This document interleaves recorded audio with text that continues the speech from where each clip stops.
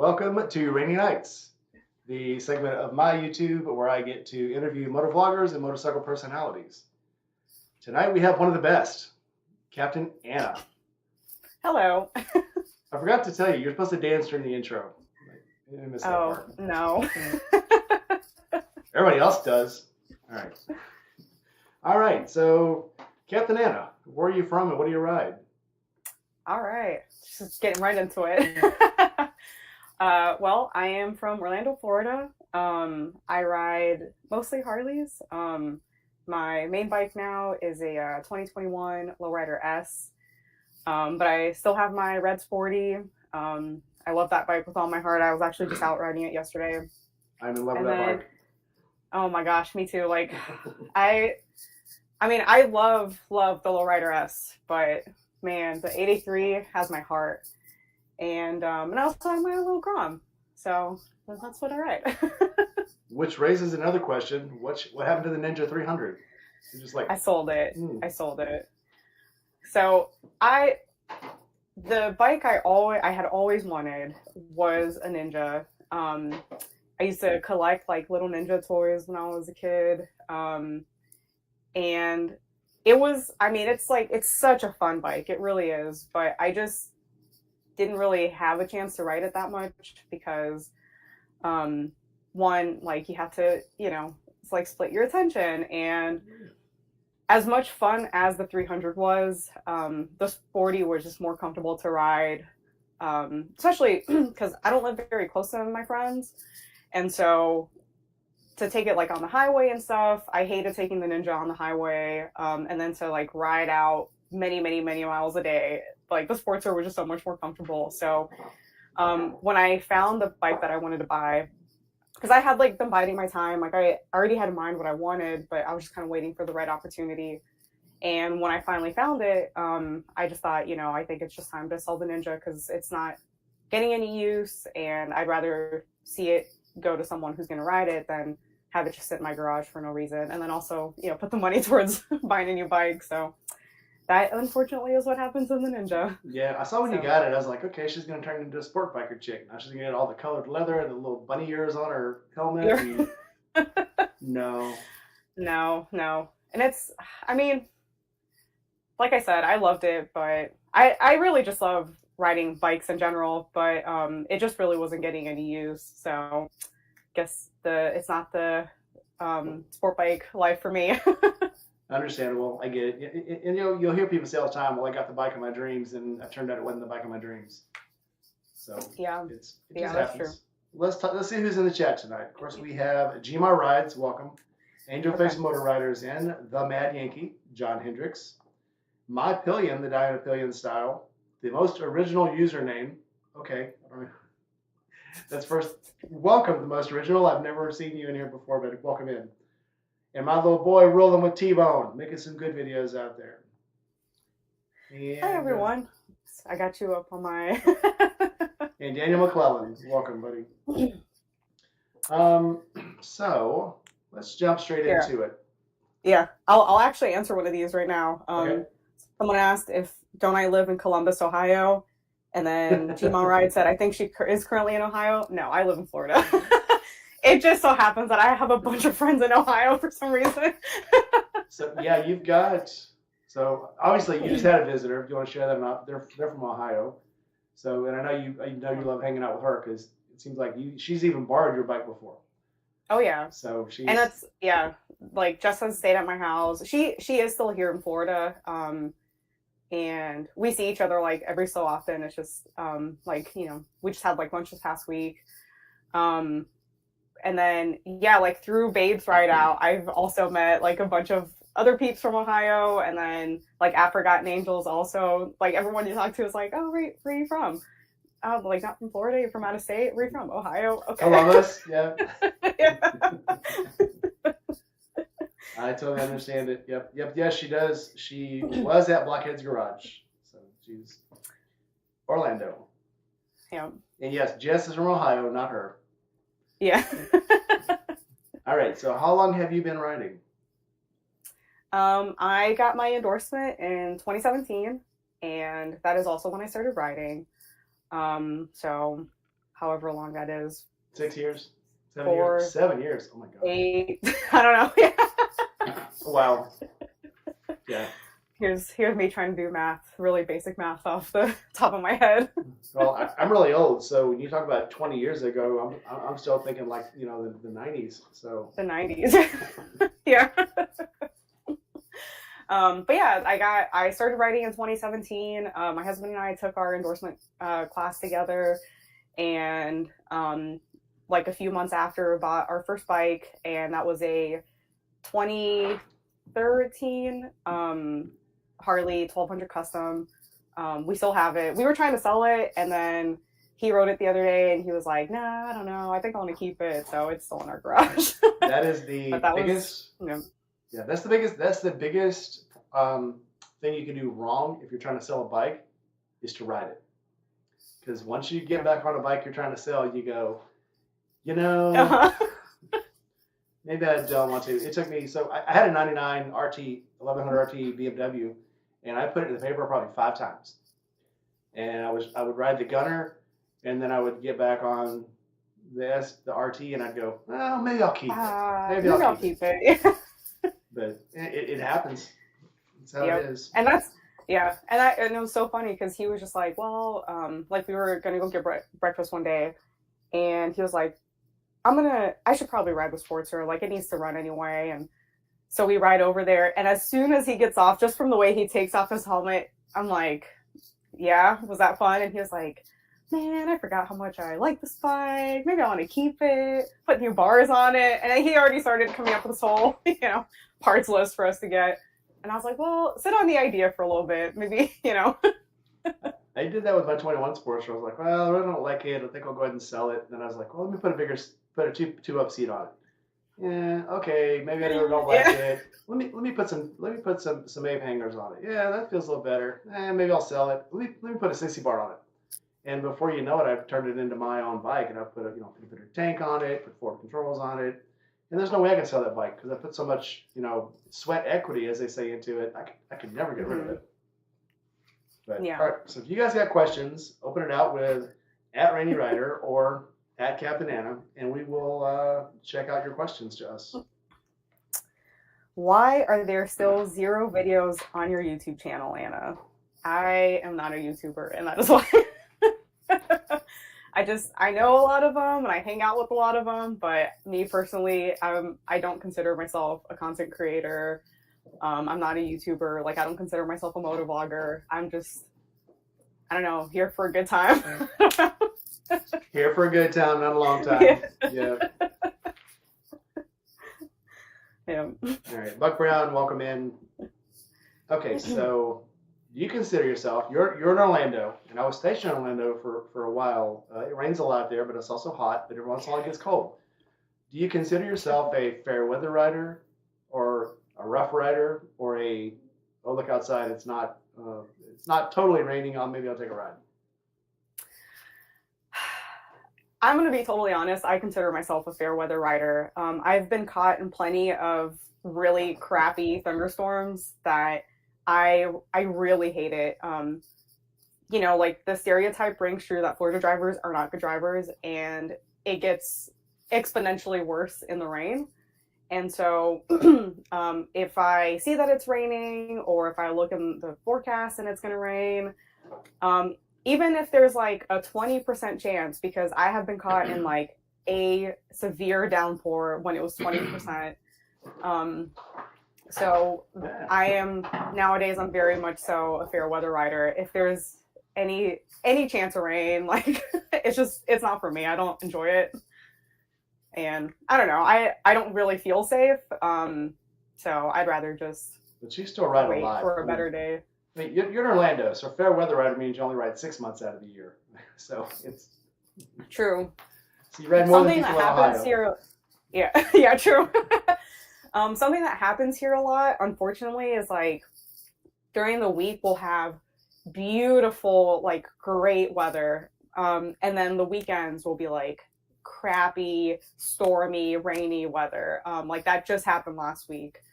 And so that's a bummer because I work from home, so it's not even like, oh, today's beautiful, I'm going to ride to work.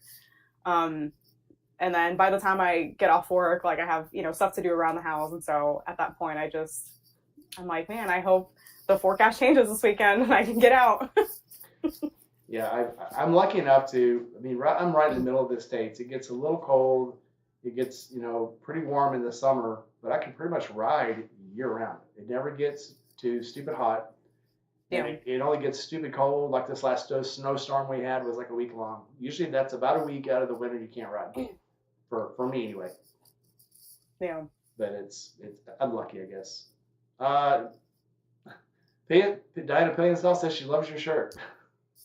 Oh, thank you. It gets better.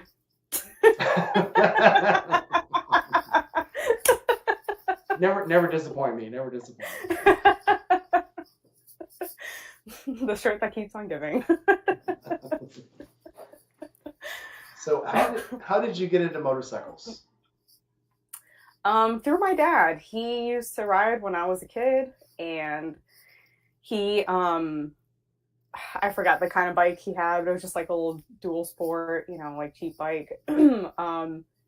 And he would put me on there with him like as a kid. And the clearest memory I have of riding with him was actually one time we like took a slip and fell because we were doing a very slow turn around a corner and it was really sandy. And so like, the back tire just slipped. Obviously wasn't terrible, like nothing bad happened. We just got back up right on it, kept going, and I don't know, like that's like the clearest memory I have of like my first time riding. And I've known since then that I've always wanted to ride, and that's how I got into it. Unfortunately, I didn't get the chance to like grow up riding. Like some people like ride dirt bikes when they're kids, and I'm totally jealous of that because I want to learn how to dirt bike so bad.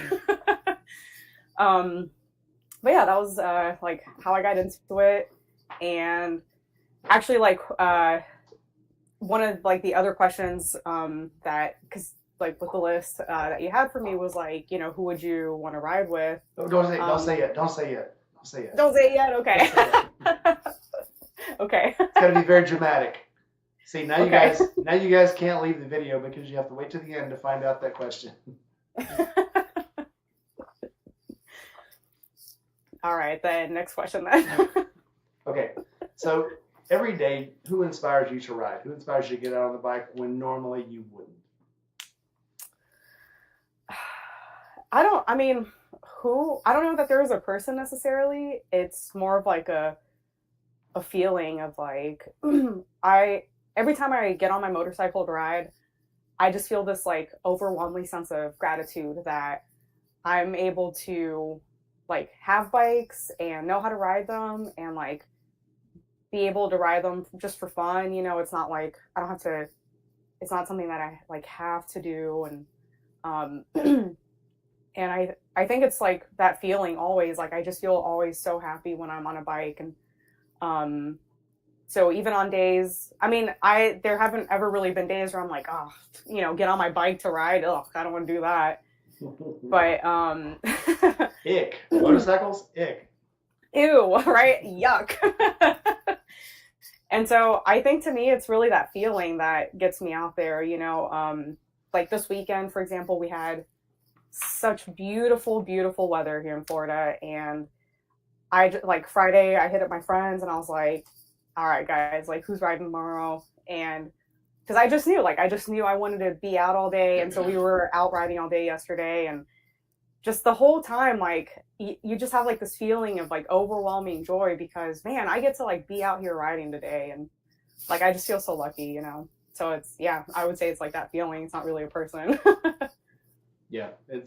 I think that's what, it's almost like your runners say, you might not want to do it right before you do it, but as soon as you're out doing it, you're like, oh, this is great. Why did I even think I wasn't going to do this today? Yeah. So yeah. I just made a video. Actually, I'm working on it right now about you can convince yourself that things aren't worth doing, and it's easy to just just push things out of your life. But then once you do them, you're like, why am I not doing this every day? This is a great life I'm living. So, got a question from the chat. How are you liking your new bike? I love it. I love it so much, and I am so happy that like I waited until I found the bike that spoke to me. Like when I saw it, I thought, this is it. This is my bike. This is what I'm gonna get. And man, I love it. Yesterday actually, I was going to ride it, and I even like posted on my story like the bike starting up, a cold start, and because that sound just gets you hype, right?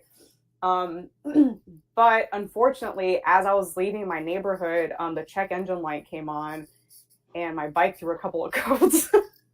It's a Harley. It's supposed to. What's a Harley? Oh my code? God, dude! I like pulled up to the stop sign. And I was like, "Come on, man!"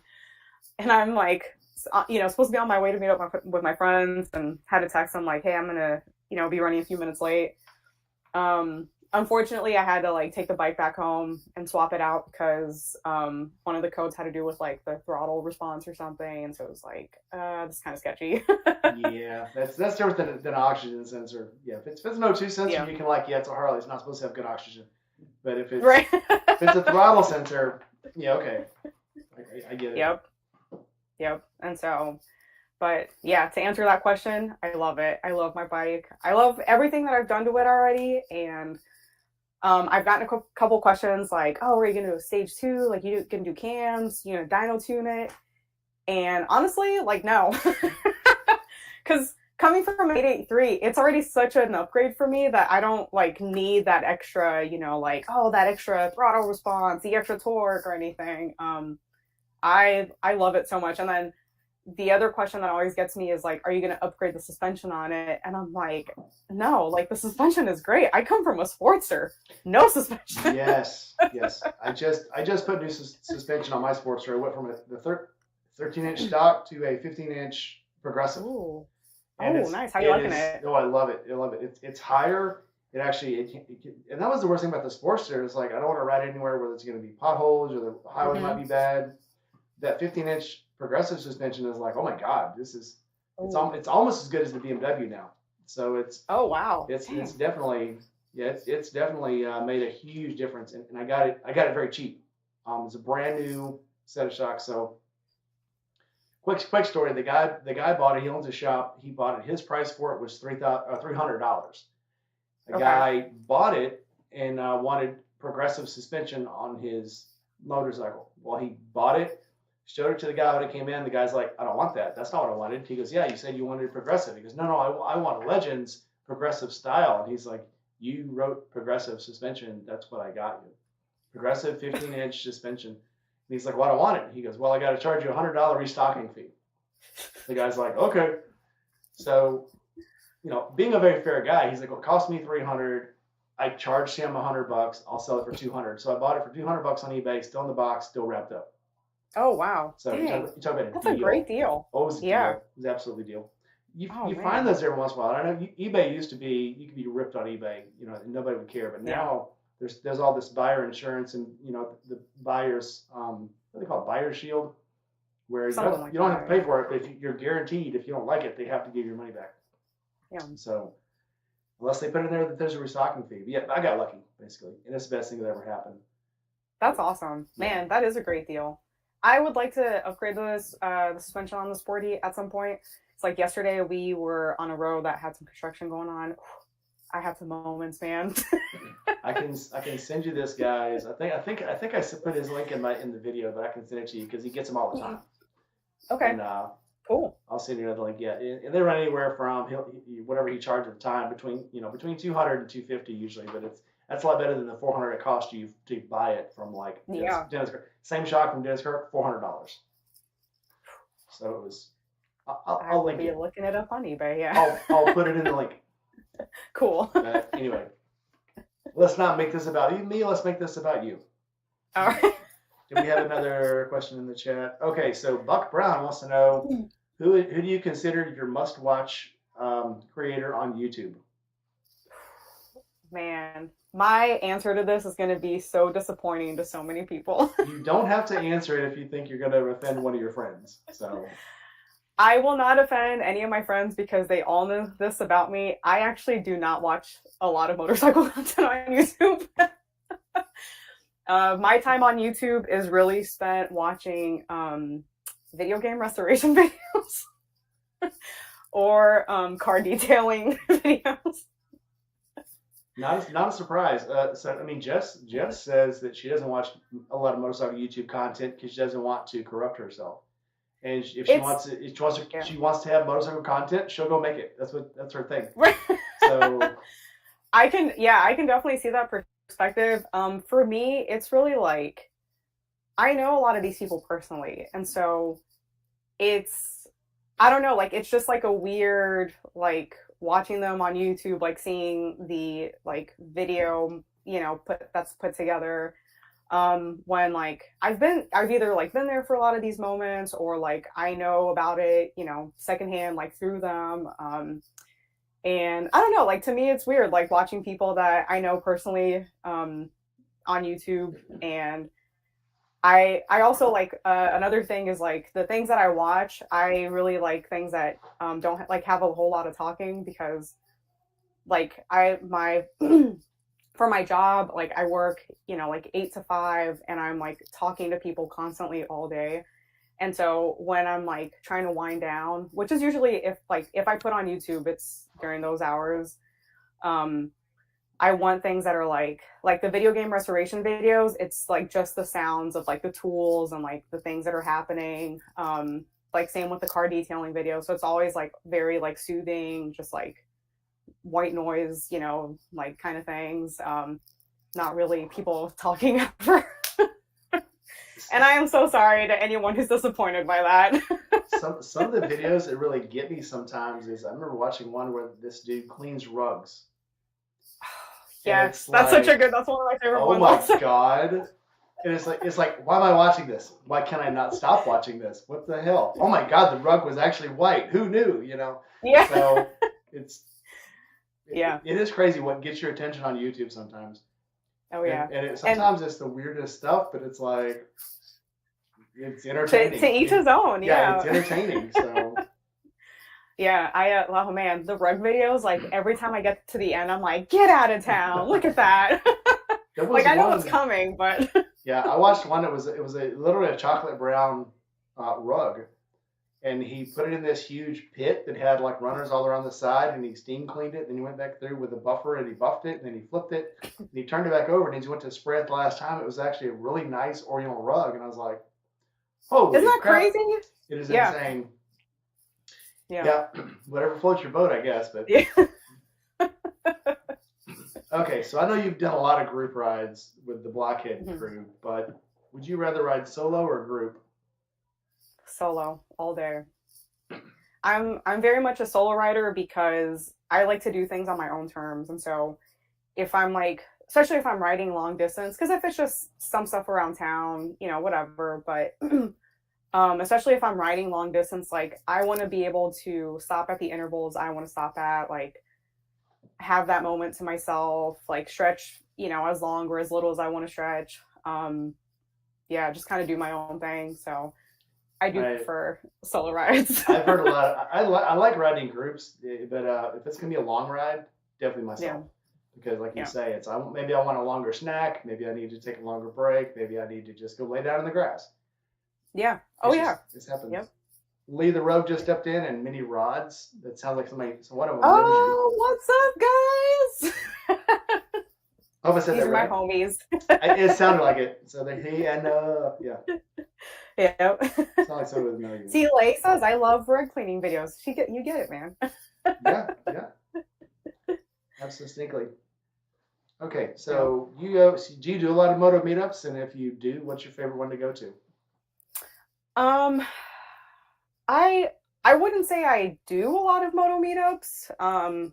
But my favorite one, I mean, if moto camping counts, like, is by far Babes Ride Out. I love that event so much. I look forward to it.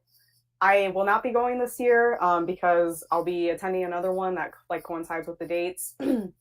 But I still have on my list to go to the other Babe Ride Out events around the country because I love that event so much. So if that's considered a meetup, I would pick that one. I know people who make, a lot of people on the West Coast have only made the West Coast one. And I know people on the East Coast, like you and some other people have only made the East Coast ones, and now everybody's trying to transfer over. So I know, Yeah. like at the last one, Jess was talking to somebody who came all the way from Oregon or somewhere for it, and they were trying to talk her into going to the other one. So yeah, it's actually, I mean, sisterhood if you want, sisterhood and the traveling, V-twins. Motorcycle, yeah. But you make all of these meetups, and again, I've gone to meetups where you didn't make friends at, but I mean, meetups like that, you make friends, and it's like you won't lose contact because now you're permanently friends. And it's just very cool. I have a tiger. And I've met, What's that? I have a tiger trying to eat my foot. Well, now he has to come say hi. She wants attention. Okay, everybody say hi. Hi. Oh my goodness. She's adorable. Monster. She's a monster. She's my monster. All right. Somebody had a question. T-Bone asks, "What is your favorite place to ride?" Here around town, so like here in Central Florida, Lake County, I think has great roads. Anywhere that I've ridden, the Catskills has been my favorite place that I've ridden because, man, those mountain roads are gorgeous and the area is absolutely beautiful. Not to mention, like, we don't have mountains here in Florida. So I would say, like, my favorite place ever, the Catskill Mountains, just in general, Lake County. Okay. Sounds good to me. So I know up in the Catskills, they've got some pretty protected roads, but how do you feel like when you ride these roads that have no guardrail, no shoulder? I consider myself a very good rider and a fairly proficient rider, but there's some of these roads in Arkansas that have, they're like, a 20-degree grade sometimes with a hairpin turn with a 10-mile-an-hour curve, and it's like, and there have been times I've hit those curves and went, maybe I should stop riding, maybe I'm older than you hit those curves like, I'm in danger. I'm in danger. Yeah, totally. I like in the places I have ridden, like in the Catskills, I haven't really been on any roads where I like felt like my life was in danger. So far the ones I've hit were pretty okay. So you've heard people talking about going to Eureka Springs, Arkansas, and going up to the Bikes, Blues, and Barbecue. There's 4 roads that go to it. Two come in from the east, one comes in from the west, and one comes from the north. But there's another that comes up from the south, and it comes up from Ozark, Arkansas, and that's the one that literally overlooks a valley called the Tea Kettle because it looks like, the sides are almost straight down. It looks like a giant tea kettle, and that's the one that has just the worst roads. You'll go through there sometimes, and there's no. You can tell there used to be a white stripe on the shoulder, and now it's gone because it fell off into the canyon. Right. And that does not instill confidence at all. It's like, what happened? Like, man, I gotta be extra careful. I'm getting ready in June to go to Tennessee with some of my friends in the chat, actually. And we're gonna go hit up the Small Bore Alley with our Groms and do Grom shenanigans in the mountains. And you're gonna ride all the way up, right? Oh, totally. Yeah. Yeah. Mm-hmm. And like I'll sit on the Grom while someone else drives the truck while the Grom sits in the truck. That sounds like fun. Yeah, right. So we obviously we're gonna hit the dragon and stuff, and so I am very excited for that because I have yet to ride the dragon, but I'm also excited that I'm doing it on my Grom first because I don't know, like there's just a little bit bigger margin for error there, like it's the Grom, it's not gonna do crazy things. Yeah, you're not gonna get up to 50 mile an hour and then find a curve. Right. Let's see. Angel Face Motor Rider wants to know, how did you get your name? It's really not like a very exciting story, to be honest. It was like a high school nickname because so I used to like do marching band in high school, and I did like marching band and junior ROTC, like big nerd. And our junior year, our marching show was Pirates, and we had, so anybody that was like on the band leadership team, we had leadership shirts to like set us apart during band camp and stuff like that. And because it was like pirate themed, on the back it said like Captain and then like your name. So mine said Captain Anna, and I don't know, like it just kind of stuck. And then I made my Instagram when it first started back in like 2011, which when I first made my Instagram, like I did not understand the purpose of Instagram. I was like, I don't really get this. Like you just post the picture of something you're doing and then come up with a caption. Like it just didn't click at the time. Because that wasn't like, it wasn't so ubiquitous. And then I knew how big it would get, yeah. Right, yeah. And then so I like set my Instagram name as Captain Anna, and then that's just what I've had since then. And then when like I never changed it. This is like my OG Instagram name. And then when I like started appearing in people's videos and stuff, and you know, like usually it's just easier to say your Instagram handle, and so that just kind of worked out. So that is how I got my Instagram name. Cool. That reminds me of a joke. What's a pirate's favorite letter of the alphabet? Isn't it? What is it? You would think it would be R, but the C is his first love. But 'tis the C. All right, back on track. Okay. Such a silly joke. I know, right? I'm such a dad. All right. What's the stupidest thing you've ever done on a motorcycle? I don't know. Like, I don't know that I really have one, to be honest. I mean, maybe like try to carry my food leftovers without a bag or anything. And I tried to put it I tried to carry it in between my legs at first, and that didn't work. So I put it in like between my like in my fairing, and then it fell off within like a minute. Leftovers ruined. But I don't know, nothing like really too stupid. I try to be like sensible and careful with my motorcycle. I have tried to go, so with the BMW, it's got a huge trunk, huge side bags, and I've gone shopping on it before. Okay. And one day I was stopped at Kroger, and I went inside and I got a couple bags of groceries. When I came out, I realized I was on the Sportster. I was like, well, we're gonna make this work, because you don't think sometimes. Yep. It's like, oh, I'm on a bike. Yep. You know, especially like when you ride it for work, you get to work and then you're inside and you're like, what bike did I ride to work today? Maybe it's just me. You know, I am old. Did I tell you that? I'm old. You mentioned it. Okay, so what has been your scariest moment on a bike? So, well, definitely the time that like a sandhill crane flew at me and that made me like slip and fall. That was like pretty terrifying because one, there was like a massive bird flying at you, and then also that was like the very first time I ever like fell on my bike, and thankfully I wasn't, you know, going super fast. It wasn't any like a really bad accident or anything like that. I was very fortunate. I was like right by the house too, so I just picked it up and went back home. Did you hit it, or did you just try to dodge it? I tried to dodge it. I was like riding down the road, and there was one on the road, but I didn't see it because it blends into the asphalt until like I was too close to stop. So I tried to go around it, like swerve into the other lane, and at that point it like flew in my direction. So I like swerved. That made me like swerve into the grass, and there was like a driveway there with a gigantic pothole that I like hit, and then that was it. Like once I hit it, it was just it came over. But like that being my very first experience like that was pretty scary. And then literally like the very next day, so like the next day I took the bike back out. On my way home from lunch, a wasp flew into my helmet, and I was like, oh my God, I'm gonna crash again. And that was my life definitely flashed before my eyes there.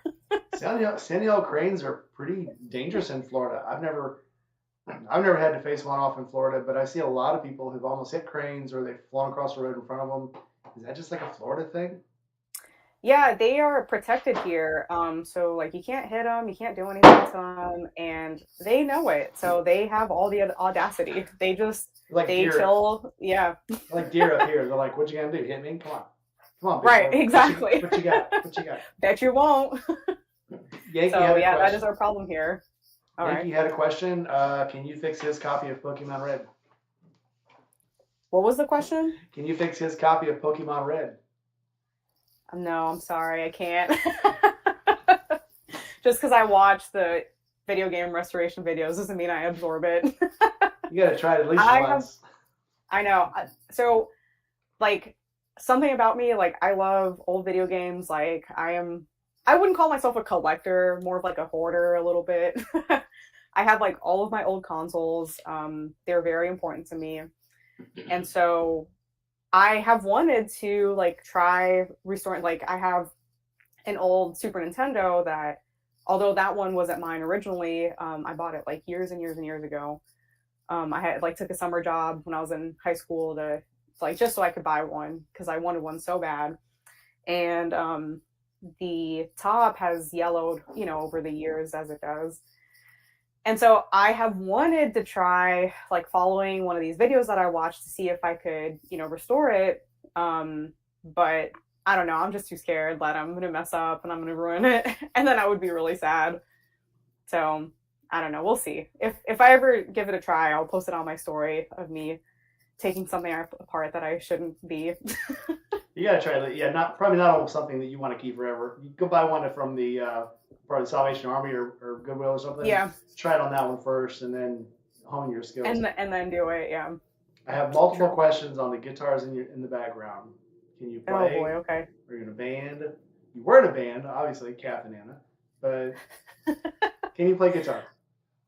I would say like I dabble in guitar. Like I don't like calling myself a guitar player just because it's not really like my main instrument. Like I just like play a little bit for fun. Like, pull up tabs online and stuff like that. And then I have like a bass back there here that I do not play. I picked it up to learn how to play. So hopefully we'll be progressing through that this year. I am in an orchestra. I play trumpet. That is like the instrument that I do play. And I have like, this is like where I rehearse, where I practice. Here's my sheet music. So I am in an orchestra, but no, I'm not in a band. I wish, although I did find this, there's like a local like girls rock camp in St. Pete. And this year they held their very first one for women. And it's like over a weekend. And I like it just happened like 2 weekends ago. So I just missed it, but I found out about it and I am planning on going next year. Cause I think that would be super awesome. I could live out my dream of playing in a rock band. So maybe we'll see. Maybe I'll be in a band. Since you're a gaming nerd and since you're into guitar, I would recommend you get Rocksmith for Xbox or PlayStation. Yeah. That's what I use, and you learn so quick. So I do have Rocksmith. Yeah, like I've had that for a while now. Like when it first came out, I couldn't believe it. I was like, man, that is because since like Guitar Hero is like, oh, wouldn't it be so cool if there was a game that you could like where you can actually like plug your guitar in and play that. And then when Rocksmith came out, I was like, man, wow, technology, what a time to be alive. Yes. And so I do have it, and I probably should play it, like use it some more. But I really haven't in years just because, yeah, like I said, like usually like I'll hear a song and I'll be like, man, I really like the song. Like, let me see if I can try and pick it up. And then I'll be like, ultimateguitar.com. You can get, so for Rocksmith, you can get just about any song off of their album and download it. And that's cool. I've seen people, it's even easier on a computer, on a laptop or on a PC because you can really just download it straight to your computer. There's actually more content for the computer than there is for Xbox. Oh, that's good to know. Okay. It's there is so much stuff. So yeah, I've been out of it. I had played before, and I learned to play by ear. What you learn is you can make the same note on a different string. You can make the same note on 3 different strings depending on where you hit it. So playing by ear doesn't always give you the correct note or finger placement, but it gives you can learn the right tune, even if it's not the right note. So I highly recommend Rocksmith for anybody out there who wants to learn how to play. That is, yeah. You know what? Now that you mention it, I'll have to check it out again. I haven't looked at it in years, but that's true. I kind of forgot that I had that. Yeah, and there's so much more stuff for it. There's two different Rocksmiths. There's the early version and the later version. I can get the later version if you don't. It's an upgraded version. Okay, so I should probably get that one because the one I have is for like the Xbox 360, so it's a little old now. I can't remember if it's called Rocksmith 2019, Rocksmith 2020, something like that. But it's got a year to it. It is actually the updated one. Okay, cool. All right, back to motorcycles. What has been your favorite part of riding? Man,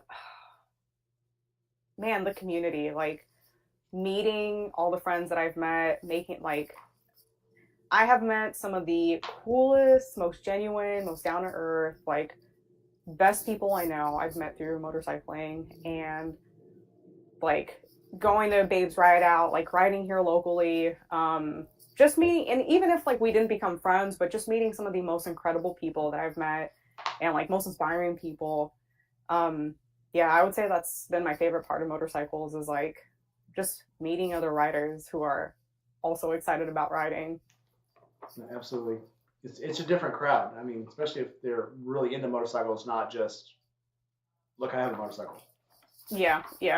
I went to a ride yesterday, and there was this kid that was like 17 and bought a Sportster, and he did all the work himself to restore it and fix it up. And this kid, I could have talked to this kid for probably an hour about his motorcycle, because he did all this stuff to it. He was so excited about it, and it kind of rekindles my own excitement about motorcycles, because it's just, it just refreshes it for you. You remember how exciting motorcycles really are. That is so true. Yeah, like when you talk to someone who's genuinely excited about riding or working on motorcycles, it's like a cyclical thing. Like it makes you be excited about yours again, and yeah, that's definitely true. Somebody has a question that I knew was coming. Have you ever been to a Forgotten Angels campout? I have. I've been to many a Forgotten Angels campout. Yeah. The better question would be, have you missed any? I have, yes, also. Let's see. I did not go to the one in like this past October. I did go last March. I usually come and hang out just for like a day, just because it's close to home. So I know. So somebody we both know goes every March, and you're always there in March, I think, because she's always there. But you're pretty much there almost every time. You haven't missed that many. I do try to show up at least a little bit, like, especially to support David and Cindy. Like, I think they're such incredible people. They are doing incredible work, with the kids that they help. And I think they are like some of just the most genuine. They are the angels, honestly. And so I do try to at least come for a little bit to like show my support and like be there. I love Cindy. And so, like this, so we have one coming up now in March. So in a couple weeks, and actually Cindy just asked me yesterday if I was going to that. And so I think I'll probably be going on Saturday to hang out for a little bit. Just to see everyone, say hey, and then like see her and hang out a little bit and see her new little baby cow. Yeah. Oh my goodness! Like I have to go hug that thing. Yeah, it's weird as those goats are. I go to visit the goats and the ducks. So, yeah, I always say hi to the goats. And now that she has a cow, I have to go. Yeah. All right. Flip side of the earlier question: what has been the most frustrating part of riding for you? For me personally, it's probably that I have not gotten into like working on my own bikes as much as I wanted to initially. And I still I always have the desire to learn, and this is like kind of like just a personal problem. Like I just don't prioritize the time to learn, because usually I'm like doing other things.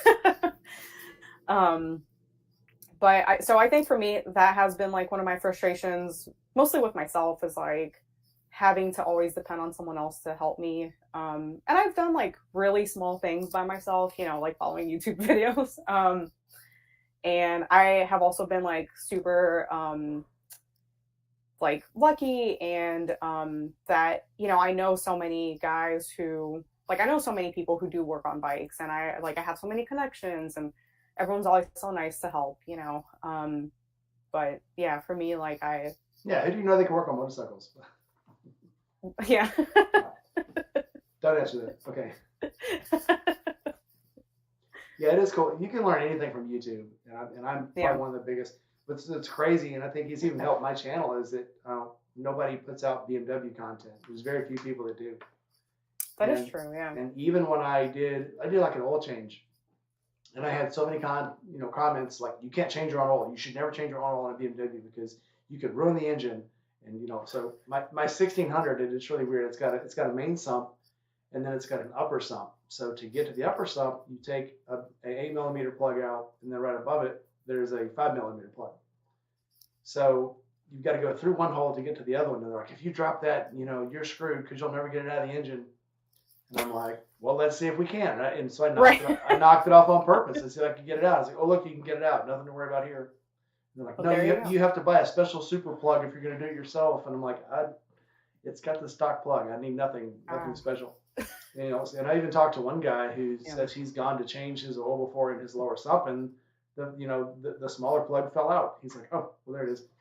And not that big a deal. And I put it back in. All it does is it holds oil all the time in the upper sump where the rockers never run dry. That's all it does. But okay. And I bet you save a ton of money doing it yourself. So I do. Holy shit. Yeah. So it's expensive. So, and I use their oil too. So doing their oil with their filter is about $60 compared to if BMW does it, it's $350.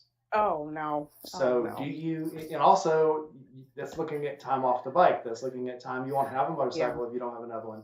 And then you got to find somebody to go drop you off and get it. Exactly. And back. And it's not just a time saver. It's a money saver, big time. It's a whole thing. So yeah. And plus I can do it in the middle of the night in my garage in my underwear if I want to, and nobody can stop me. So exactly. My rules. So yep. It is what it is. Make sure we don't have any other questions. These people get rowdy if you don't answer their questions. Let's see. Yeah, Angel Face, no problem. Yeah, just if you haven't followed the videos, she's in a few people's videos at the camp out. So if you haven't seen her in a camp out video, no blood, no foul. Yeah, it's okay. Christian Biker just stepped in. Good to see you. Buck Brown, I think I said hi to you, but good hi again. Oh, Buck. Hi everyone. Thanks for joining on my first ever live interview, which we didn't even mention that at the beginning, but I have never done one of these before, so congrats to Rainey for getting me to do it. I had to hound her. She just would not do it. No, it was, you're busy. You're very busy. So it's like, I'll take them I can get them, I also, to be honest, I get kind of camera shy. Like when we were, we got on a few minutes earlier and we were chatting, and honestly, I was a little bit nervous coming into it because I typically, I'm a very behind the scenes kind of person. I'm very private. And so I hardly ever, do appearing on camera. I'll show up in my friends' videos and stuff from time to time, but I tend to keep a low profile, not really, so so this is a big deal. Oh my gosh, okay, I'm sitting here doing an interview just about myself. Jima says she was scared crapless in her first interview. So with me, I've done a lot of people's first interviews, and it's just even though there's 100 people watching, and then another. I'm just kidding, only 20, but it's just two people talking. Really, you can zone out everything else.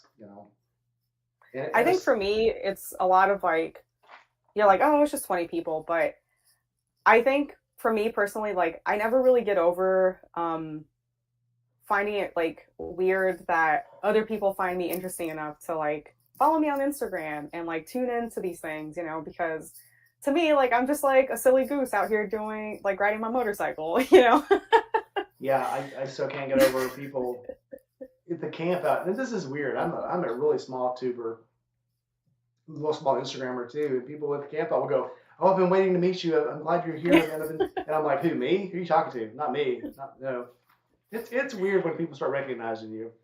But, you know, it is. Obviously you're more recognizable than me because you come, you know, you go and eat tacos with a huge YouTuber all the time. So, I mean, they know who you are.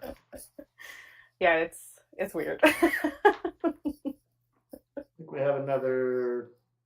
Somebody says, I remember Captain Anna from Biker Bay Beth, one down, Gene up. Yeah. And you're in a lot of people's videos. And I made a joke one time. You're the number one East Coast backup YouTube personality. So, because I'm supporting Cass. Supporting Cass, yeah. Yeah, I do the guest appearances. Today's special guest appearance, Captain Anna. Yeah. All right, so that's so funny to me. Yeah, like when you wrote that caption, I was laughing out loud about it. I have fun. And I hope I don't offend anybody. I'm just having fun. I would never offend anybody on purpose. I don't mean to hurt anybody's feelings. I just think I'm funny sometimes, even if nobody else does. It's just what I am. It's what I do. All right. So what is your plans for the New Year's? We're almost into March, and what camp house do you have planned? Obviously, you know, the bro. Where are you going? What are you doing? What are you riding? Yeah. So I would like to do some camp outs, like a little more locally this year. Just because like I don't have a lot of flexibility with my job, and so it's hard for me to like take extra time off.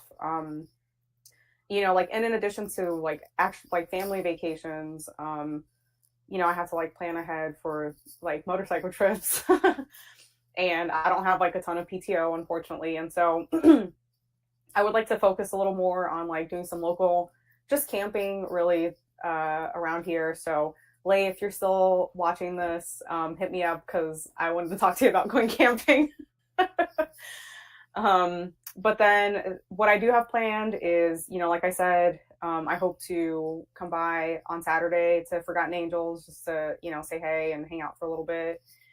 And then I have the small bore rally coming up in June. I'll be going to that.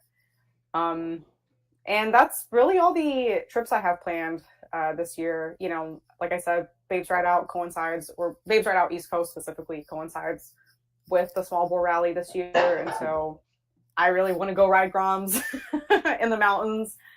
So I'm going to go do that. But I don't know, like maybe if it works out that I get to go to Babes Ride Out in California in September, or I don't know if they moved it to August or something.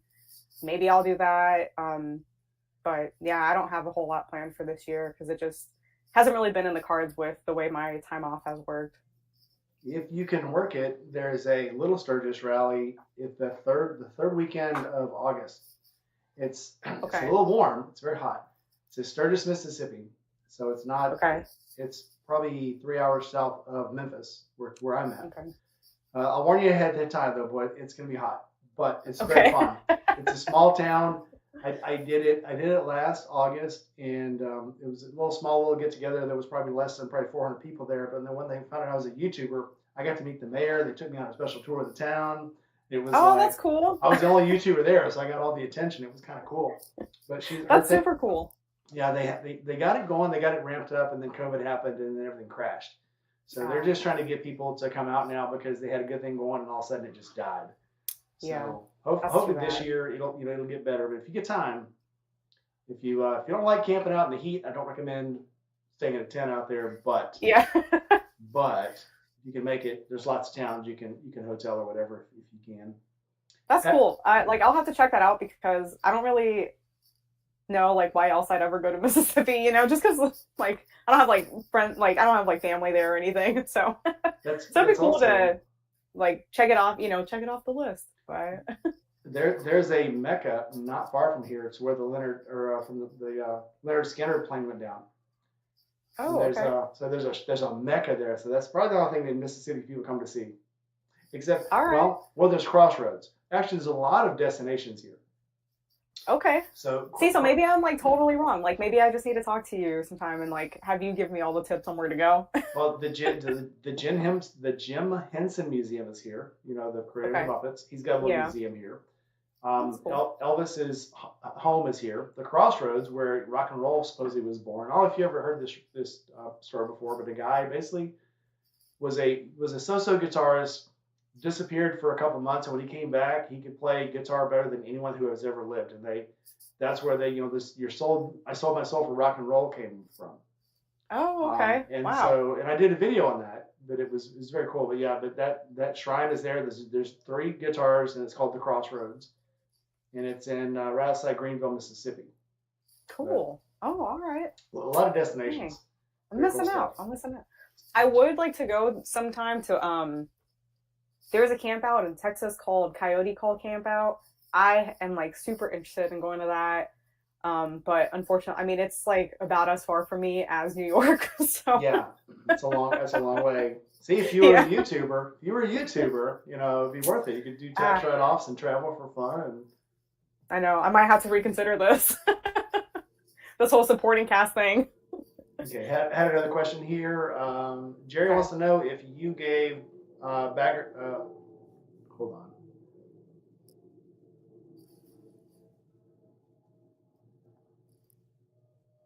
Yeah, he wants to know if you gave Bagger Bro his sign. Yes, he has a sign, and I don't remember his reaction because that was like a year ago, man. I'm sorry. Oh wow, cool. No, Jerry makes cool signs. He probably, oh my god, that's so cool. He does make cool signs. Yeah. Right.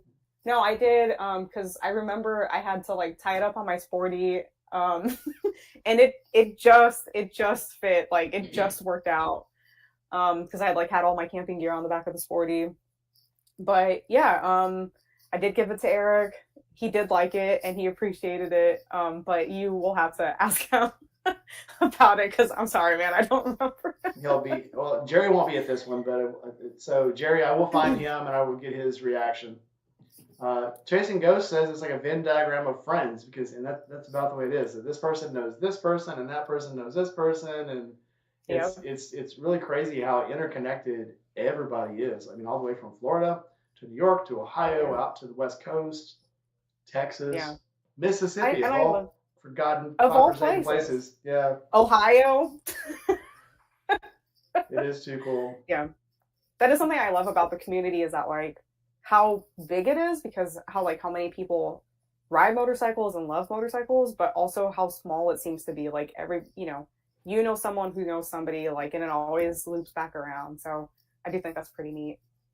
What's funny is that when I go to some of these meetups around here and people are like, hey, do you know Shade Tree Surgeon? Have you ever watched the Shade Tree Surgeon video? And I go, yeah, we're friends. No. I mean, but do you know him? Like, no, we're friends.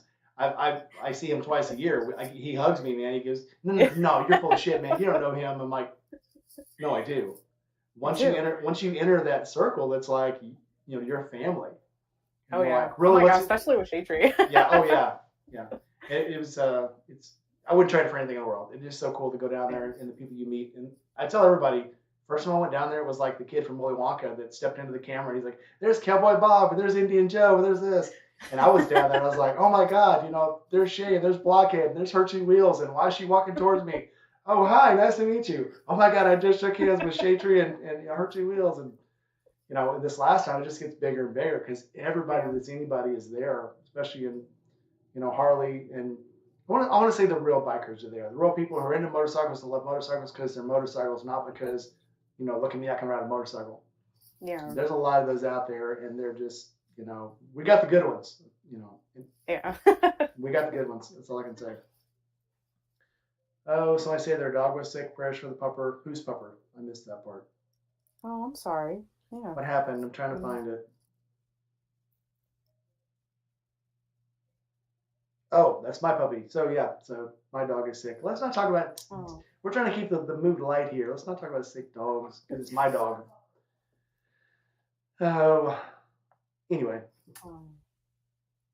Okay. Sorry. Next. I'm sorry to both of you. Yeah. She's gonna get better. I know she is. So let's keep it light. Okay. Let's move on. Yeah. What bike do you think is the most reliable? If somebody said, "Hey, I just finished my MSF course. I'm ready to move up from this 250. What should I get?" What would you tell them? Okay, so for starters, I think how well you take care of your bikes does play in, does factor into things.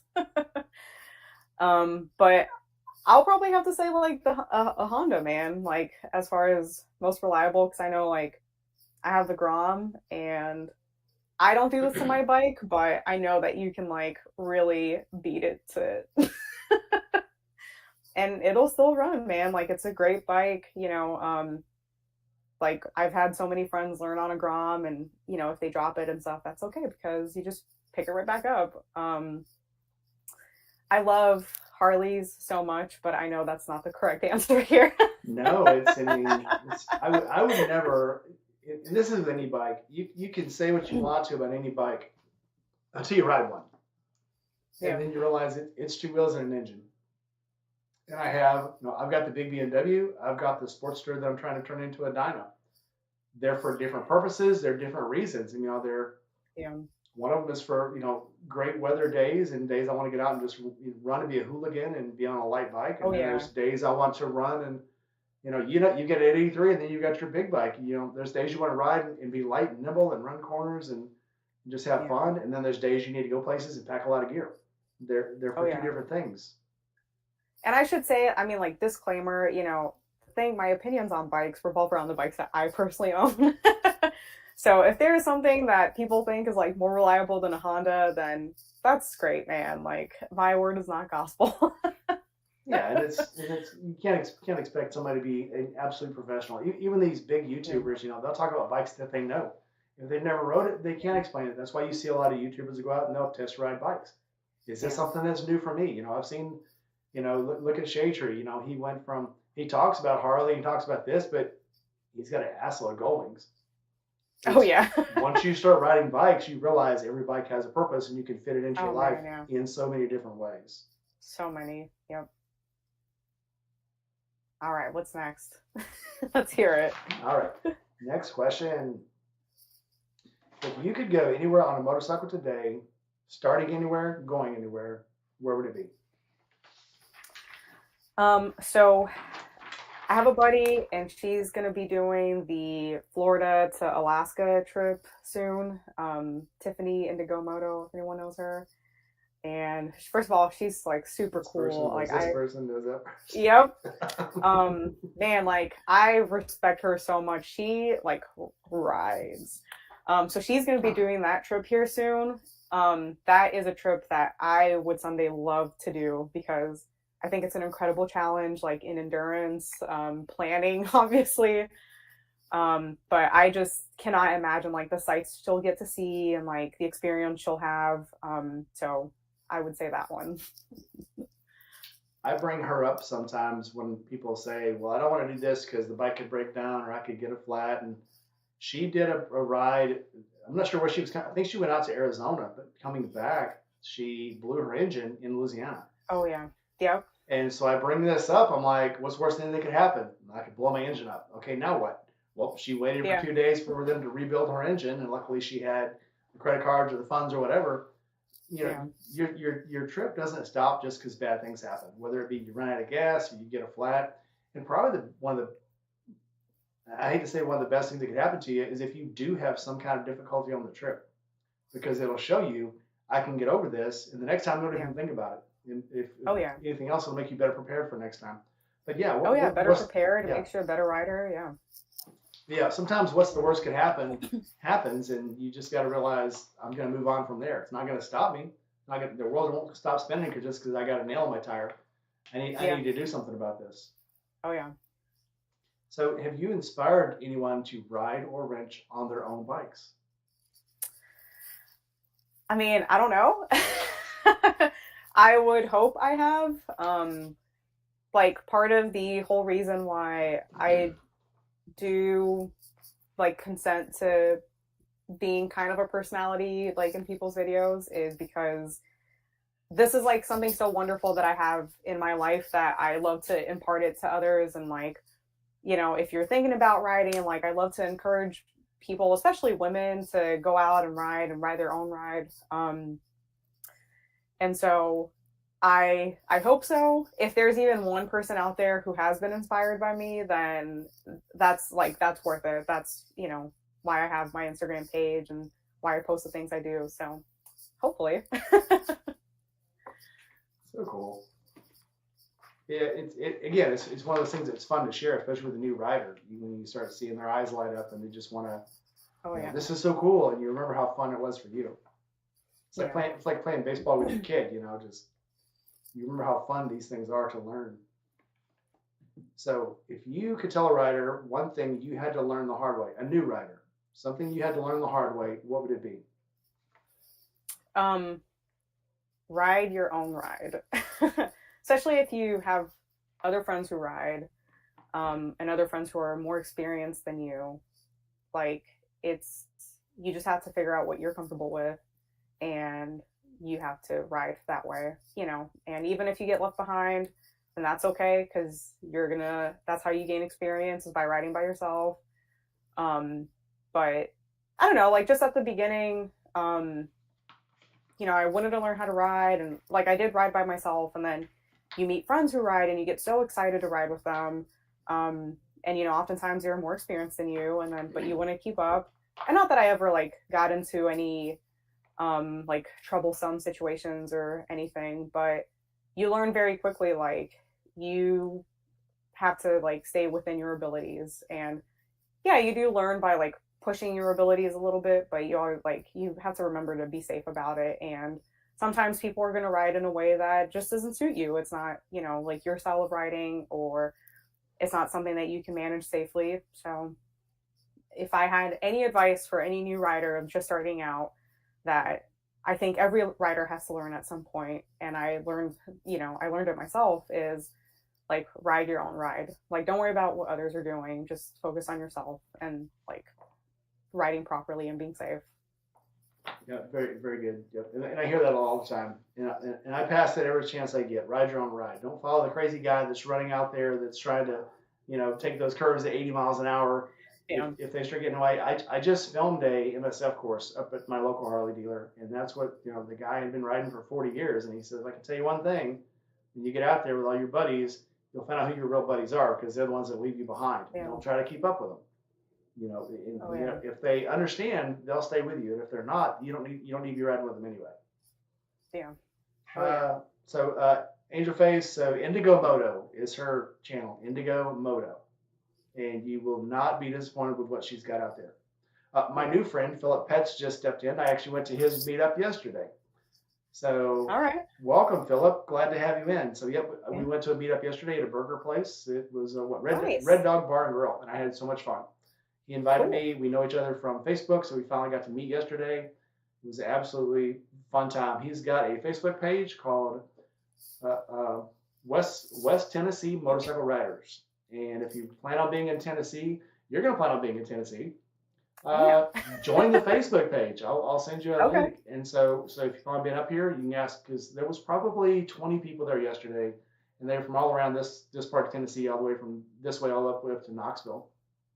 Nice. So you can learn. Cool. We have meetups in different places. This is my first one. I say we because I'm in the group now, but they have meetups all over the western half of Tennessee, and we can get in there and ask about what is there in the that side of Tennessee. So I highly recommend anybody. I highly recommend anybody join a Facebook riding page, because you'll meet people. You'll find out where the places are you never would even know they're there. Yep, so that is true, and it's a lot of fun. So let's see. So Philip has a question for you. Is there any advice on people trying to get more folks to break out of their shell and get out to meet more folks at meets?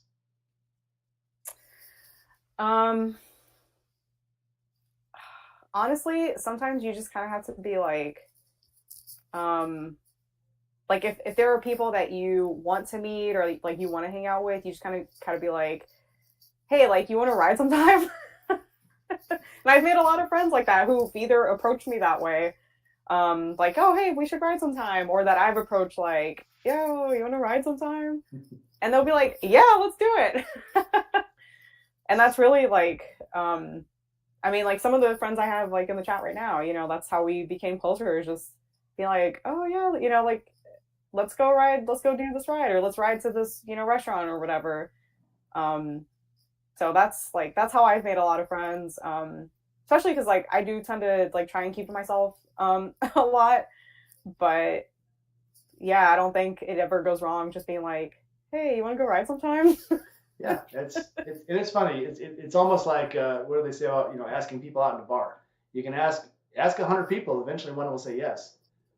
So and that's what just takes off. I don't know how many people I've asked, hey, let's go riding, and then like the day before they're like, oh, okay, fine, ride somebody else.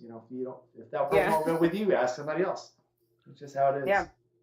Or find people who are like, find an event that you want to go to, and then through social media, find people who are also going to that event or have been to that event and connect that way. Because that was actually how Jess and I first connected, was because I knew that she had been to Babes Ride Out and I really wanted to go to Babes Ride Out. And so I just had some questions for her and started asking her some questions. And then, she had plans to go, and I was like, hey, like, I'm thinking about going this upcoming year. Like, maybe we could, meet up or something.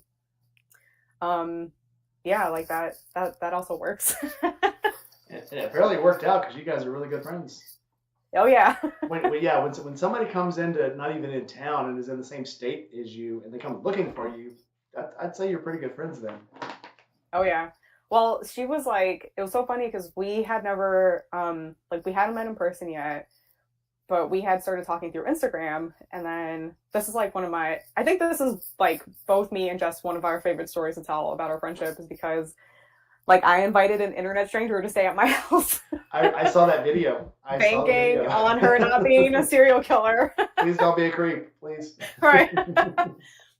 But we had like spent some time already. Like we had connected through Instagram, and we like had spent some time chatting, and then we had leveled up our friendship to where we were sending each other like dog memes because we knew we both love dogs.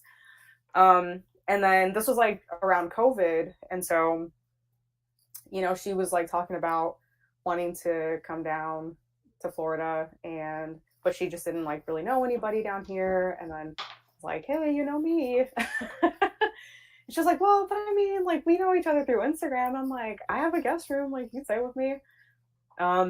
Yeah, she took me up on that. And like I wasn't offering to be polite, like I genuinely meant it. And then she took me up on my offer, and here we are.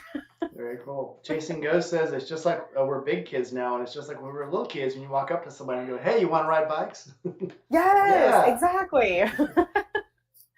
Never goes wrong. All right. What is one thing that most people may not know about you? I don't know. I mean, I already said I'm in an orchestra. People already know that. So I'm into video games. I build Legos, but I feel like some people know that because I usually, if I'm building a new set, I like post it on my story. Yeah, I don't know. Sorry. I just saw some British girl who's she rides in Supercross, but her Christmas alive was her and her husband putting Legos together, a giant Lego set. And it was just cool to watch. You talk about ASMR. So people are asking her questions while her and husband or boyfriend, whatever, were putting Legos together. And it was like one of those ASMR things where she gets to answer questions and, build something cool.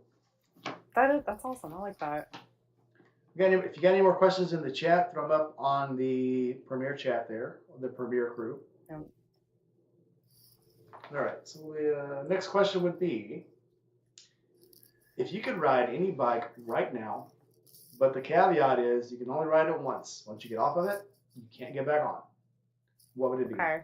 And I mean, so like a bike that is either so expensive, so dangerous, or so nerve-wracking that you wouldn't normally ride it. But if you could ride it just one time, what would it be?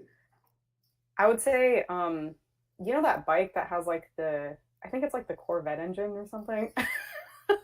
So the Corvette engine, that's the Boss Haas. And then the Boss Haas, yes. They make that 2 hours north of here in Dyersburg, Tennessee.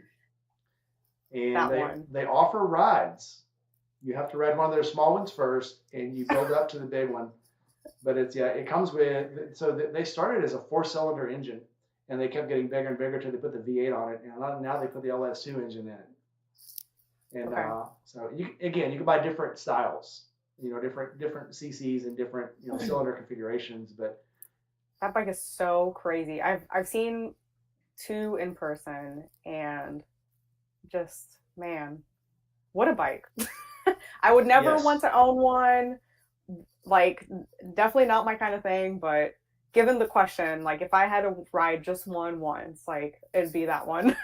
so Bikes and Beards, the channel, the guy, he's in Tennessee now. He used to be in Pennsylvania. They sent him he bought one on the channel and did a showcase on it. And Boss Hoss got a hold of him and said, "Hey, we'll send you 4 of these. You can ride 3 of them, and the other one you can only show. You're not allowed to even start it." But so they sent him, and he made a video about those. But the one that was they said you couldn't ride was the Corvette with a double turbo on it, had a twin Oh my turbo on it. gosh. And I think that he finally talked to me, letting him start it for the channel. But it was like, he goes, "I would never crawl in this thing. It's a man killer. Oh. It's a man killer." But still fun. Like, yeah. That bike is just crazy. Like, the concept of that bike is crazy to me. I would only ride it if an ambulance followed me while I rode it, because I'm pretty sure at some point Right. I'd come close to dying. Like, it wouldn't be a matter of if, just a matter of when. Yeah. Mile marker 2 or 3, don't know. Mm-hmm. All right, yeah, I've heard people say when they test rode them. One of the guys from Motorcyclist, and this was probably about 10 years ago, said when he cracked the throttle, he actually broke a tooth. Oh So my it gosh. slammed his teeth together when he took off on it. So yeah, I would one time just to see if I could, and I would Just the not, one. and I Just would the not one, nail exactly. it. Would not nail it. No. Oh, Freddie asked a question. Freddie Rods says, "Ask Anna about the Ferris wheel." So, first of all, Freddie, the context behind this is yesterday we went out riding and we rode past a fair, and then after lunch we were like, let's go to the fair. So we went to the fair, and then we all had like, some of us got like cards with the credits on it to ride a ride, which I do not recommend. The second I sat in one of those rides, I was like, Anna, this is like held together by duct tape. What are you doing? Like, immediately felt like my life was in danger. I saw that on your Instagram.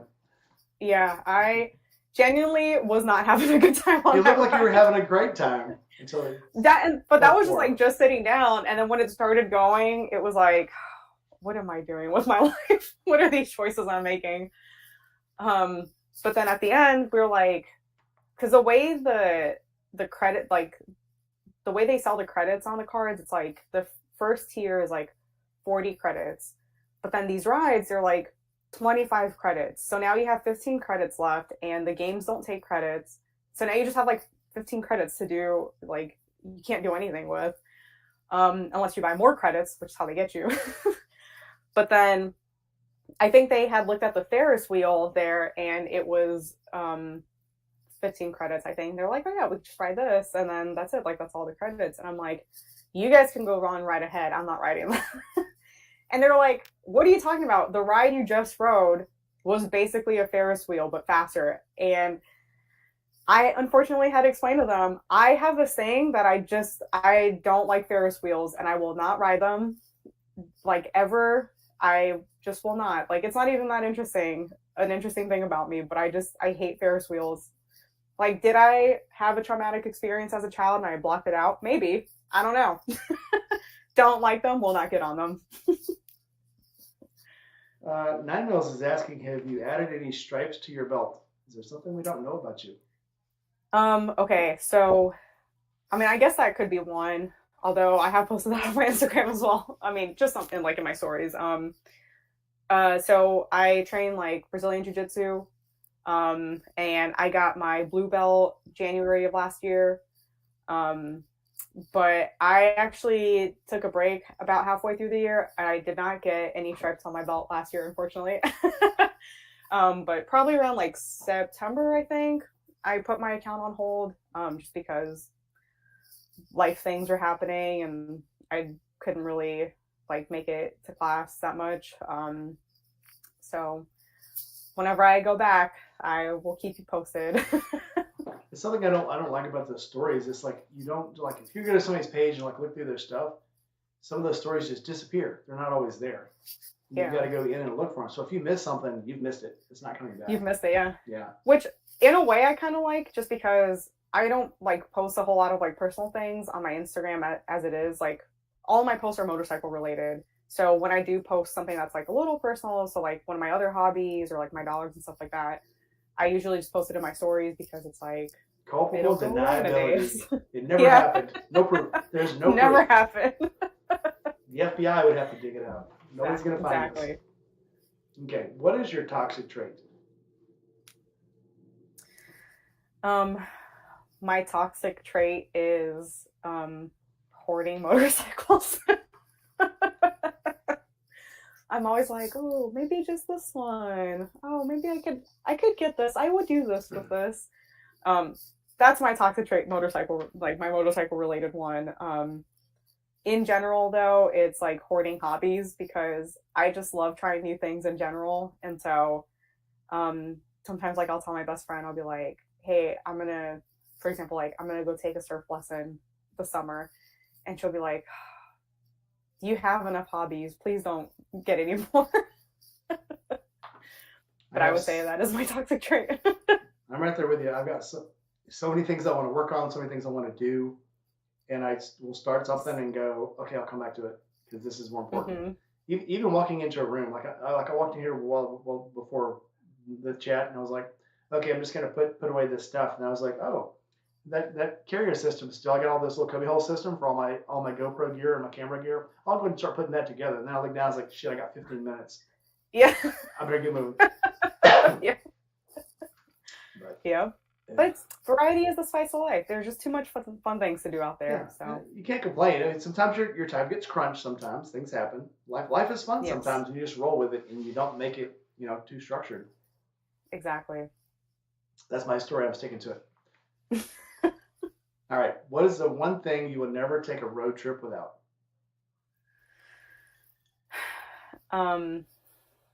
Rain gear, because I have learned my lesson the hard way. And that is that. Yep. I don't care what the weatherman says. Yep. Yep. Once you've been on a trip and you got caught in a torrential downpour and you just, you're just in your clothes and now your underwear is wet and your socks are wet. And like, to me, that is, I could ride in rain and like, oh, my pants got kind of wet. Like my shirt got kind of wet, whatever. It's like, yeah, whatever. It'll dry off with the wind when it stops raining. But then when I feel like my socks get wet, then I'm just having a bad time. Once you have a puddle of water in your crotch and it's like 60 degrees, your day's over. It's like it's not a good time anymore. Now I'm just suffering. Yeah, and I don't even not mind wet feet, but it's like once the rain, it finds that one little hole in the back of your neck and starts running down your backbone, and running down the crack of your butt. It's like, okay, well, let's stop. I'm done. Yes. Yeah, exactly. See, exactly. Yeah, and here is another one. Lay said, extra ratchet straps to save friends. And she's right. I do. So we went to Babes Ride Out last year, and I drove up with my friend Angie, and then Lay drove up, and our friend Laura met up with her, and their bikes on their truck kind of like started falling during the trip, so that wasn't good. So we pulled over, and like they had not, I think like one of the straps had broken. And thankfully I brought like 17 extra straps in my truck because I'm like, I just want to be extra prepared. So that is another good one. I will be bringing extra ratchet straps in Tennessee. Last week, somebody was talking about rock straps, and we were talking about how great they were. And then Gma shows a video of her garage, and she's got like, 8 or 9 pair of different colored rock straps in her garage. And I'm like, we were just talking about how expensive they were, but worth it. But I'm like, holy shit. She's like, so color coded for the days of the week. Yes. Yeah. Man. She knows what's up. I have to get more. I used them on my last trip down to Florida. I'm like, how did I ever operate without these? These are freaking awesome. I know. I still need my nets. I still need the nets with the hook nets, but those rock straps. Oh my gosh. Game changer. Yeah. Make sure. See if we got more questions in the chat. So I got some more. So, what is your favorite TV or movie motorcycle? So a tie between the Terminator Fat Boy and like Captain America's motorcycle. The 43, but the WL. yes. But man, like so the Terminator Fat first of all, like it's a Terminator. Like, come on. And then like he was just so cool on that motorcycle and the Fat Boy was one of the first bikes I ever rode after my when I like got my endorsement. And I really loved that bike. Like it was way too big for me as a beginner. Like now in hindsight, because like at that time when you would buy your MSF course from Harley, you would get like a voucher for a free rental. And so when I went to rent, that's like all they had. It was they had that and a lowrider, and so my husband and I got those. And so I rode. He wanted to ride the lowrider, and I wanted to ride the Fat Boy. And man, it was a cool bike. So I would have to say, like, yeah, the Terminator Fat Boy, man. I've been in love with those bikes forever, and watching that movie, I just want one even more. Now every time I see one, I'm like, God, I need that. And they had two of them in my Harley dealer probably last month when I was recording, and I was like, I wonder if I can talk my wife into this. And in the back of my head, I could hear her voice going, "No." So, yeah, no. Still cool though. Still cool. Yeah. So, so a follow-up question to that. You may not have an answer to this because it's a sneaky question. What's your favorite cartoon motorcycle? Oh, that is a good question. Now I have to like think of cartoons. Everybody says, like, yeah, everybody says Akira, but Akira is like, I don't know. It's just you look like a real motorcycle, even though they make them now. But I'll have to get back to you on that one. I don't have one off the top of my head. My favorite cartoon bikes are the Biker Mice from Mars motorcycles. Okay. Because they're all based on the old Honda Ace motorcycles. Oh, but okay. Look like they look like jet skis though, but they're very cool. I'm gonna have to like look these up afterwards. So I like don't even know. The Akira bike is a sit-in motorcycle. It looks like a cross between the Gurney Alligator and the Honda, the automatic motorcycle, the 700 they made. Oh, okay. But it's very, very cool. They're just very cool motorcycles. All right. So one last question for you. Okay. And you already know what this is. Who would you like to ride with, alive or dead? Man, see, you did keep it until the end. Save the best for last. This is a great way to like close the loop on this. If I could ride with anybody, alive or dead, I would ride with my dad. Because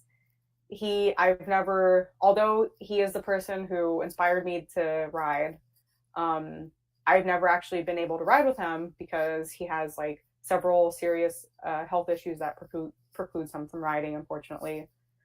And he has like considered it, like he has thought about it, but unfortunately like his health just won't allow for it. And so if I could ride with anyone, I would want to ride with him. Like, you know, that would just be really the bee's knees. Have you thought about going to Harley and saying, just asking, I'd like to take my dad out on a trike, and ride him around? I'm sure they'd go for it. I mean, so we have like a trike that's available to us, and it's not really about the type of motorcycle that he can ride. He just can't really be on one. Like, it's not really safe for him. Okay. Mm-hmm. So. Still be cool though. I'm gonna end that one on a kind of a bummer note. So that's fine. So that's all we'll fish for. Okay. So now, do you have any questions for me? So, of all these like interviews that you've done, like, and I think it's so cool that you do these, and I thought like your questions are super thoughtful. Like, I know you try and keep it to motorcycles, but I thought like I think they're very thoughtful questions. What has been your favorite interview that you've done? And why was it your favorite? Wow, I should have prepped myself for that one. My favorite interview so far probably would be Shelly. Okay. Not so much that it was because that I got it was well, it was because of the interview. It was because she trusted me to bring her in and tell her story. Cool. And so the most meaningful one that would have been her because she had the wreck, she lost her leg, and it's a huge thing to trust somebody enough to one not take advantage of you for being, a spectacle. I wanted to interview her, and we talked about this before. I wanted to interview her as a rider, as a motorcycle addicted person still, and what she was going to do afterwards. So that's probably the most meaningful person to me would have been that one. That's and awesome. But she was so good. I didn't have to treat her with kid gloves because she's a tough little girl. I didn't have to baby her or anything. She was just ready for all the good questions. And so, yeah, that would be it. I love that. Yeah, she's cool. And what a trooper. Like, I couldn't believe it, when I heard about her wreck. And, man. Yeah, there were so many rumors going around about the wreck. And I told her before we started, and I said, so before we start this, I don't want you to know there people are going to have questions because nobody wanted to talk about her wreck. Nobody wanted to talk about what happened. All the rumors were flying around. And she's like, well, tell me about the rumors. And I'm like, I don't know if you even want to hear them. And she's like, no, I do. I want to know because I want to address this stuff. And so I told her about some of the rumors about her losing both legs and, something else had gone wrong. And she's like, no, I'm going to face them all straight up. Ask me again during the interview. And so she did. She's a trooper. She's so brave. And obviously people like her don't want to hear that they're brave, but she is. She's overcoming stuff and she's facing it head on, and she's not shy about showing. This is, she just started showing her new prosthetic and, with all the steps to getting a new prosthetic. And I just found it so admirable. So I'm glad that she let me, help tell her story. Yeah, totally. Man, great answer. I try. Yeah. And shout out to Shelly. Yeah, man. Shout out to Shelly. Yeah. The Foxglove, if you guys know her by her other name, it's just the Foxglove. But yeah, she's the thing. Any plans to come up to the Pacific Northwest in your future? No set time for this, but just in the general future, yes, definitely. Amanda, as the Magpie Flies, she's out there and I love her to death. So I definitely want to go visit her sometime, like just in general, but also she has her camp out there, like every August, I think. So the answer to that is yes, but when? So where's the Babes West Coast one? Is that one in Oregon too, or is that one down in California? California. Okay. Yeah, both of the West Coast Babes are in California. I had heard one of them is like moving this year, but they're both in California. And now there's one in South Dakota, I guess. But that makes sense. Yeah. Being a big riding area. Yep. So Red Rider will be at this one. Dream Roll. Saying there's gonna be so many new people there. It'll be their first time. Red Rider will be there. My boss from Indy Ridge will be there. That's his first time. He owns the Indy Ridge Boom Company. He'll be there. Cool. The joke was he's such a pampered child. He was going to stay in like a super deluxe hotel instead of tenting. And I'm like, no, we're going to get you a tent. But David was like, no, we'll put you up somewhere nice. We'll put you in one of the mini huts, or we'll put you somewhere else. But so many people. And their little cabins are pretty nice, actually. They're lush. Yeah. As her two wheels. They're nothing sloppy about those. Yeah. I went in hers and I was like, wow, this is nice.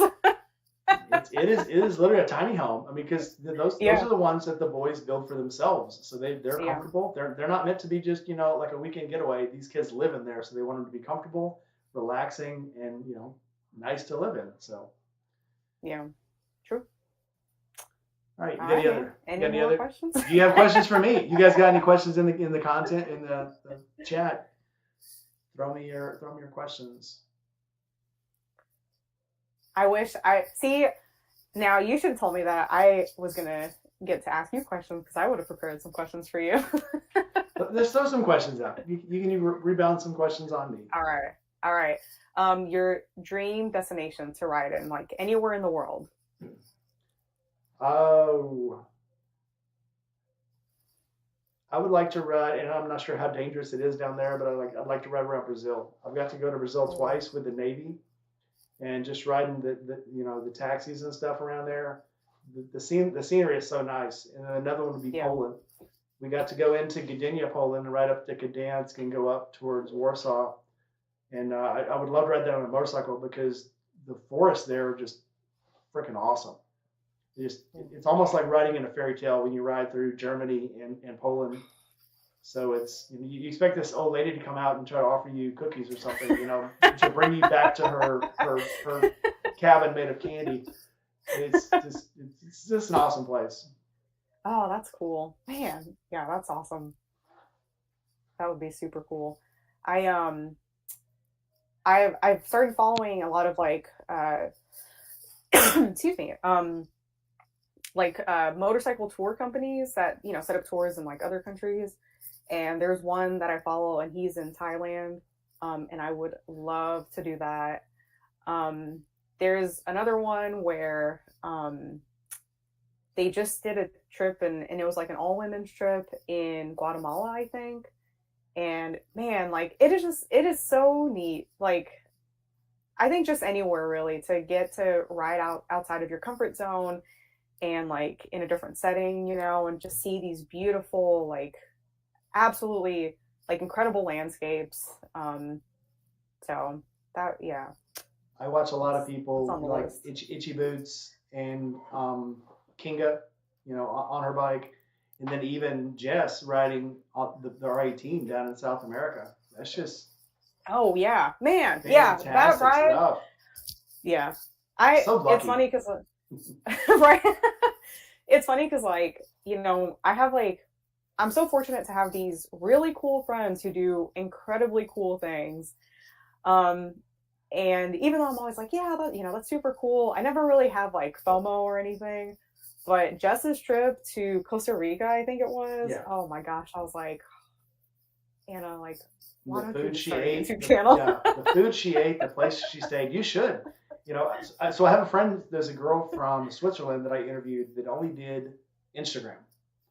And I interviewed her because she went to all these crazy places, and she traveled around the world by working. So she worked as a photographer, and she would travel around the world, and if she found a place she could do photography, she would do that. If not, she would work in hotels. She'd go to these luxury hotels and say, hey, I'd like to work in your hotel. And take pictures of the guest, or I'll work in the kitchen, or I'll do, she's been a housekeeper. She's done dishes. She's worked as a side chef. She's done a hotel concierge, long enough to make some more money and then take off again. So one place she did in, I want to say it was somewhere in Africa. She worked out a deal with the owner of the hotel that she would do a full page design for a web page and advertise his company on web. And that's what she did. And she got to stay there for a month for free in a bungalow out on the beach. So, I mean, that's nice. Some people could just make things happen, but she's, No, I think that's awesome. Yeah, that was, I would love to do something like that. That's what she decided 10 years ago. This is what I'm going to do, and I'm going to make it work. And she sold everything she had to her traveling the world. And I think that's awesome because, like, even to do that, like, you have to make sacrifices and you have to be a hard worker. Like, everyone who's doing these really cool things, like, none of this comes easy. It all takes so much work and dedication. And, like, I admire them all so much for it. Like, your friend, you're saying, like, she sold all her stuff and she was like, this is what I'm going to do. And I think that's so, so cool, because there's like a little part of me, deep down inside that's like, man, I wish I could do that. But, like we all have different priorities in life. And so, like, would I ever be willing to make the types of sacrifices it takes to ever do that kind of thing? Like, probably not. And so I really admire the ones who do when they go out there and they do their thing. Like, that's really incredible. Yeah, she had a short that she made. It's like how people think I make my world trips, and it's her getting out of this bed that has a cover all around it with the curtains, and she's walking on a beach. And then it says how I really wake up on my trips, and she's like in the middle of a desert with rocks all around it. And she crawls out, and there's like bugs in her shoes. And but if you love that kind of life, I mean, that's what you figured. This is what I'm going to do to make my dream come true. Now but yeah, she only did Instagram for that. Now she's doing YouTube, and now she's gotten so many sponsorships because again, she's so, energetic and stuff that she just makes it happen for herself. So people want to attach them to herself. So yeah. cool. I got too old for it, or I would do it too, man. If I didn't have dogs, a comfortable bed, a wife, a nice house, I'd like, I'm gonna jump on 250 and travel the world. But that's a decision I should have made 30 years ago, not now. Right, before I got 3 dogs. Yeah. I hear that. All right, we are going to go ahead and end it. So, closing thoughts. Right. What would you like to tell everybody? Just thank you guys all so much for tuning in. Like everyone, if you've been here for just a minute, or if you like stuck it out the whole time, believe me when I say I feel like truly humbled that you guys think I'm like interesting enough to sit there and listen to me like laugh my way through this for an hour and a half. I've enjoyed having you. It's been great. Thank you. And, like, thank you so much for extending the invitation and following up on it. Like, I really appreciate the dedication. I just, like, really appreciate everyone. And if there's anything I can, like, impart to anyone who's willing to listen is to, like, one of the reasons I like doing this is just because I like to use, like, whatever platform I have to spread a little joy and a little positivity into the world as much as I can. And so, like, I'm happy to be here and laugh with you guys and answer your questions. And, like, thanks. And if there's anything I can leave, it's just like, find a moment to be grateful for something each day and go out and feel joy when you ride your motorcycle, and like, be kind to one another. Yep, I absolutely agree. If you can be anything, be kind, and and just like we were just talking about, not on the road. You can make excuses, or you can make it happen. So which one you do is up to you. So with that, we will close with my good friend, Madman Possessed, the lunch money song. This is a song about the devil stealing his lunch money when he was in elementary school. Oh. So with that, we'll go ahead and close it out. So bye, everyone. Bye, everybody. Like, comment, subscribe. There it is. Okay. Bye, everyone.